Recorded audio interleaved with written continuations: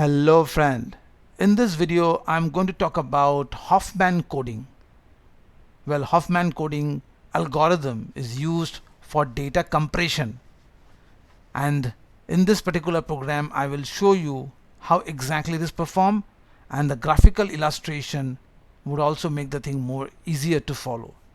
Let's consider you have got a data set which has got letter A that has been written 2 times, letter B 4 times, letter C 14 times, and letter D as 20 times.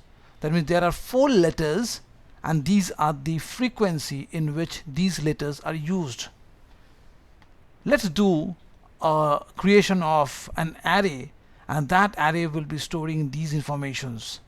Okay, so how do you store these informations? Well, for that we need an array. Let's look over here. You have got one character array, and inside that character array you have mentioned the specific letters which you will be using for your string. Similarly, you have got another integer array where you have mentioned the frequencies by which these characters are being invoked. So again, let me tell you, the letter A has got 2 instances, letter B 4 instance, letter C 14 instance, and letter D has got 20 instance. So these are number of instance or frequencies, and these are the characters that the frequency will be utilizing. Well, I would dynamically calculate the size of the array. So from here we will get the size that will be required to store these letters and these frequencies. Now we give a call to a function called build Huffman tree. So here we come across a tree concept, and that's what very important. And in this tree, what we will do, that we'll discuss, but I'm giving a call to a function called build Huffman tree, and it is passing 3 parameters. The first parameter, data itself, that means this particular array. That's the reason it is, look at it, it is an array of character type. The second one is another array which is of integer type, and here it comes. And the third one is the size of the array, so that comes over here. So this particular function will be responsible to give a call or to create a Huffman tree, and here it comes. If we have to create a tree, then what we need to do is we need to create nodes. Well, and for that reason here I'm creating an array of node type structure, which is basically going to hold an address. That's the reason it is a pointer over here. And even this particular function build Huffman tree is going to return the address. That is of the very root node, the very first node, which is like the root of your entire tree, and that address will be sending. So over here I'm running a for loop, and that loop will run that many number of times based on the number of frequencies this particular string has got, and while doing that it is creating individual nodes. So that means if you look over here, the I is at index 0. So at index 0, what character we have got? Let's consider this is at index 0. It contains a character A, so that will be forwarded to this particular function as the first character, and the number of frequencies by which the letter A exists is 2. That what will be passing over here, because you just now saw that this is the 0 index where the letter A belongs, and this is the 0 index where the frequency belongs. So these two will be forwarded to a function called create node, and this function will be responsible for creating new nodes. So first it's going to create a node, and that node will be referred over here, and this node is going to contain 2 things, the letter A and the number of frequencies. The right well, if you look at the structure type over here, you will find that it has got 2 pointers, one left pointer, right pointer. So initially they would have no data as such, so their left pointer, right pointer is pointing to null, and this node is going to return back. So once the node gets returned back, and that will be stored right over here, and that's how the first very node got created. So consider this, that this will create this particular node A that contains number of frequency as 2. It will create another node as B where the number of node is going to be 4. So in this way it's going to create rest of all the nodes for the letter C and the letter D as well. So eventually what happens after you have created these new nodes, we are going to formulate this tree structure. Now let's look over here how this particular thing is working. That will make it much easier. Well, the first thing we will be doing is that we need to add the number of frequencies. So So right over here, as you can see, if we are adding the left frequency plus right frequency, so that means A has got the number of frequencies 2 and B has got the frequency number is 4. So we'll add these two number of frequency, 2 plus 4 would be 6, and that's what becomes the root. Okay, while we are adding this, one thing we have to keep in mind, remember in this particular array we have to sort this array. We need to sort this array from ascending to descending, and for that reason there is another function that is responsible for sorting. So this would sort the array because we have to go with the minimum.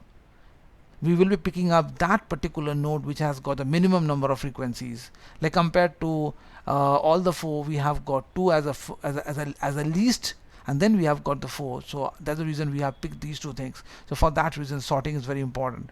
So you are creating the node by the create node function. This node gets created, and after the creation takes place, we have to do the addition. We need to add the left and the right, and eventually we get the root. So this new data that got formulated is a combination of both A and B. I need to add that in the array. I need to add that in the array. So initially the array contains the 4 element. Out of this, the first 2 element has been dissolved, and we have got one new element. So that's the reason we have got over here -1. So the new node that got formulated is going to be 6, and the actual node will be reduced down, because initially there was a 4 node, and now 4 index in the array, and now we land up with the 3 index. So that's the reason we have to decrement that, and that's how the build Huffman tree is working. Now after we have done that, we have got still data in my array. This process will be repetitive, so we have to go for, we need to print, we need to make use of recursion, because this is a repetitive process. So now we will again pick up the list among the minimum among the array. So what is the frequency over here? 6, 14 and 20. So the minimum would be 6 and 14. So that's the reason we are going to add 6 and 14. So when we are adding 6 and 14, we get 20. So the left would have 6 and the right would have 14, and the root is going to be 20. Okay, so this 20, we are going to push it back to the array once again, so array need to be decrement. So we are removing these two data because we already calculated them and we got 20. So 6 got removed, 14 got removed, and we have got, so we are removing 2 items and we are inserting 1 item, and that's the reason why we need to decrement one more size. So we have got now 2, now we have got now 1 item, that means total 2 index are there, and each of this is of size 20, the frequency is 20. So for that reason we would again add, the left child is going to be 20, the right child is going to be 20, and then we are going to add again, and we are going to get 40, and thereafter we don't have any item left in the array anymore. So this whole thing is what called your Huffman tree. Okay, so don't get confused about the 0 and 1. I'm telling you what about this. So that's how this Huffman tree gets created. So this is where the Huffman tree process gets created, and if we want to print, because if I run the code, then you will get the output, and for that reason we have to give a call to the print code. So what this print code is going to do, that's what I will be talking right now. And as you can see over here, the print code is giving a call to the recursion, because you have to traverse all the, suppose you want to come across the leaf node, so you have to traverse down. So while you're traversing down, you have to go for the recursion. So here again, the recursion for the left, the recursion for the right is been utilized. And let me tell you what this zeros and ones are and what it exactly is going to print. So initially let's run the code and let's see the output, and then it will be easy for you to understand. And here it comes, the output, here it comes. Now there is a beautiful concept in context to Huffman is, if you are going to, let me show you the frequency. The frequency, that means the symbol who has got the least frequency, like example, the number of time A will be used is just 2, whereas on the other hand the letter D will have a frequency of 20. The beauty of Huffman tree is the letter which has got the least frequency, that would have more number of bytes. Like for example, A has got a frequency of 2, it has got 3 bytes.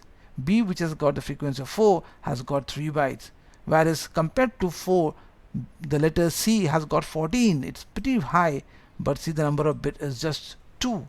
And finally the letter D, which has got the highest frequency, has got just only 1 bit, and that is called, 1 byte, that is called 1.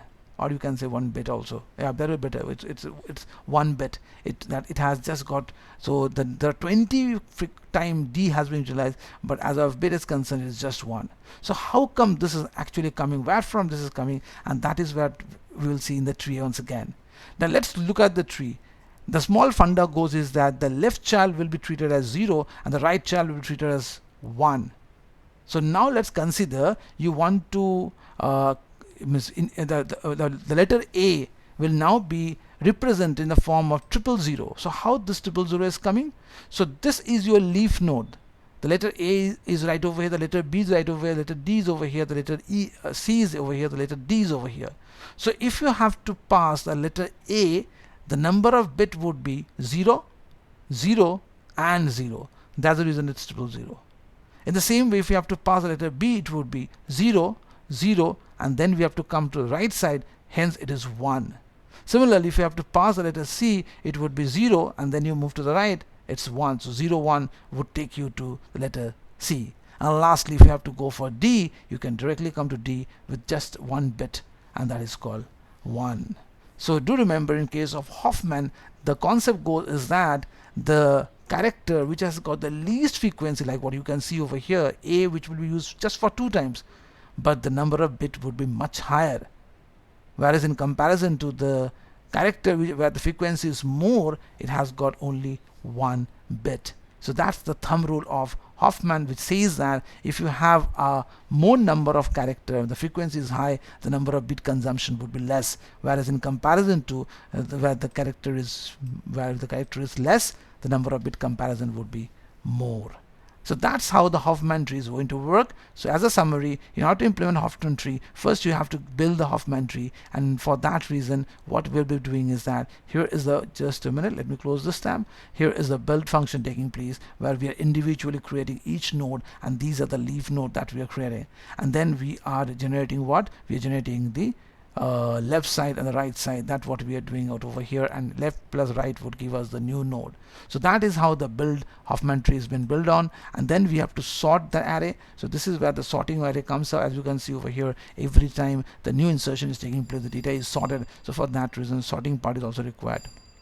And finally, you are creating this leaf node where you will be having 2 data part. One is the character and the other one is integer, and there is a left pointer and a right pointer. For that reason, we have got the create node. And finally, you have to print these characters, the number of bits, and for that reason we have a function called print code, which is going to print the data. And since you have to traverse down to the leaf node, for that reason we have to go for recursion, right? What you can see over here. So you are going for recursion in context to the left leaf node. Similarly, you are going for recursion in context to the right leaf node. So for that reason, recursion is very important. Okay, and in between you are figuring out this particular point. Here is where the in between comes in picture.